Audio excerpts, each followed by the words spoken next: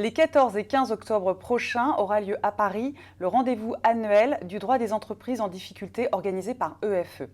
Il y aura des magistrats, des avocats, des mandataires et des administrateurs judiciaires, des professeurs d'université. Parmi eux, nous recevons aujourd'hui Maître Jean-Dominique Daudier de Cassini. Maître, bonjour. Bonjour. Donc, est-ce que vous pouvez nous en dire un petit peu plus sur les impacts de la nouvelle loi Macron ? Alors, la nouvelle loi Macron a effectivement voulu rectifier un certain nombre de problématiques liées au traitement des difficultés de l'entreprise. Alors, la première chose, ça a été, ou ça va être, la création de tribunaux spécialisés. Probablement une quinzaine, on n'a pas encore la liste, elle sera déterminée par voie réglementaire après. Elle visera les entreprises, ces tribunaux traiteront des entreprises de taille significative, plus de 20 millions de chiffre d'affaires, plus de 250 personnes ou plus de 40 millions de chiffre d'affaires.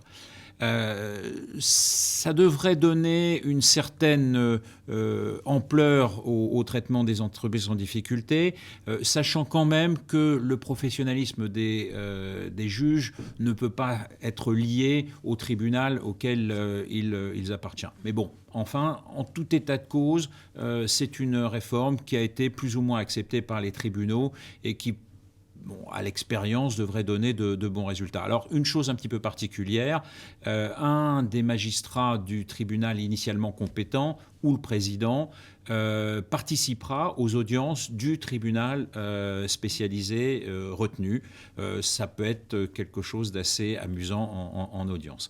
Le deuxième point, c'est effectivement le doublement des organes de la procédure sur les dossiers de taille significative. Alors on n'a pas encore les montants ou les caractéristiques de ces entreprises ou de ces groupes, parce que ça visera aussi les groupes ou les sociétés qui ont des succursales. Est-ce que ça va être un plus ? Bon, effectivement, deux professionnels plutôt qu'un, c'est mieux.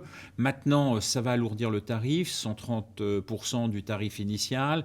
Et deuxièmement, ça peut poser des problèmes pour les structures importantes qui ont mis des moyens pour développer leur expertise et qui vont se retrouver, eux, avec un tarif réduit, pas de moitié, mais presque.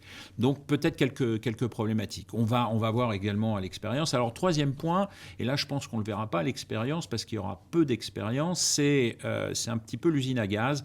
C'est ce qui a été créé pour permettre aux créanciers d'accéder au capital des sociétés en difficulté. Alors il faut que la société soit de taille importante, il faut que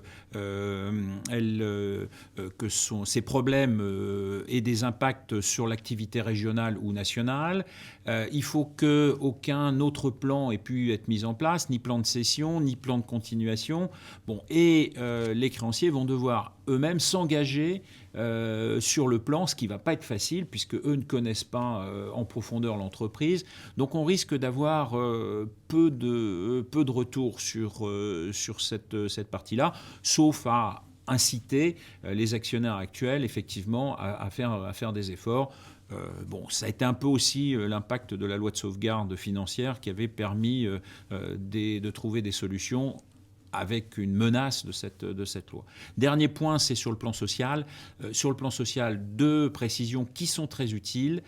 Précision numéro 1, c'est l'ampleur du PSE et le financement du PSE. Il n'est plus maintenant pour les entreprises en redressement judiciaire, en liquidation judiciaire, lié aux moyens du groupe, mais aux moyens de l'entreprise, sachant que en contrepartie, l'administrateur judiciaire ou le mandataire devra, lui, rechercher les moyens du groupe. Donc on va déplacer la responsabilité de la directe vers les administrateurs judiciaires ou les mandataires judiciaires.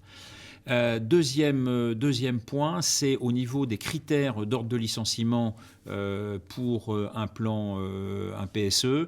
Avant, il fallait, si on voulait appliquer un critère de licenciement spécifique et notamment sur les entreprises qui, à multisites, de faire les licenciements par site. Avant, c'était sur un accord collectif majoritaire. Maintenant, ça peut être dans un document unilatéral sous réserve d'être sur une zone d'emploi. Donc quelques mesures qui sont plutôt qui vont plutôt dans le bon sens. Une usine à gaz dont on voit pas trop l'intérêt. Maître, je vous remercie et nous vous donnons rendez-vous les 14 et 15 octobre prochains à Paris.